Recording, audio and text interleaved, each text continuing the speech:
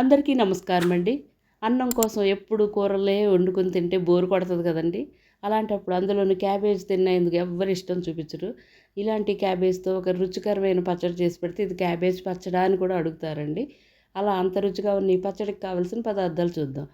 ఒక పావు ముక్క క్యాబేజ్, కొన్ని పచ్చి టమాటాలు, 2 పచ్చి కొబ్బరి ముక్కలు, కారానికి సరిపడిన ఎండుమిర్చి, పచ్చిమిర్చి ముక్కలు. కావలసిన పదార్థాలు: స్టవ్ మీద కడాయి పెట్టి 2 టేబుల్ స్పూన్లు నూనె వేడైన తర్వాత దానిలో పచ్చిమిర్చి, ఎండుమిర్చి వేసి కొద్దిసేపు మగ్గనిద్దాం.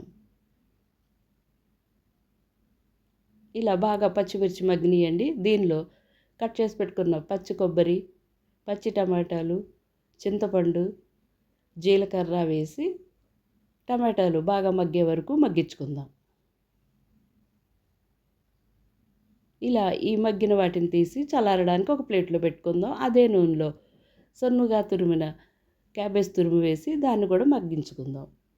క్యాబేజ్ పచ్చడి తినేందుకు చాలా రుచిగా ఉంటుందండి. ఒకసారి తింటే మళ్ళీ మళ్ళీ కావాలని అడుగుతారు.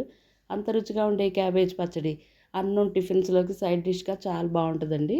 ఇప్పుడు చల్లారిన పచ్చిమిర్చి, టమాటో, పచ్చి కొబ్బరి ముక్కలు, కొద్దిగా వెల్లుల్లి రేకులు వేసి మిక్సీ పట్టుకుందాం. ఇలా పట్టిన దానిలో చల్లారిన క్యాబేజ్ తురుము కూడా వేసుకుని దానిలో రుచికి సరిపడినంత ఉప్పు, ఒక అర స్పూన్ పసుపు వేసి పల్సర్ మోడ్లో ఒక 3 సెకండ్ల పాటు పేస్ట్ చేసుకుందాం.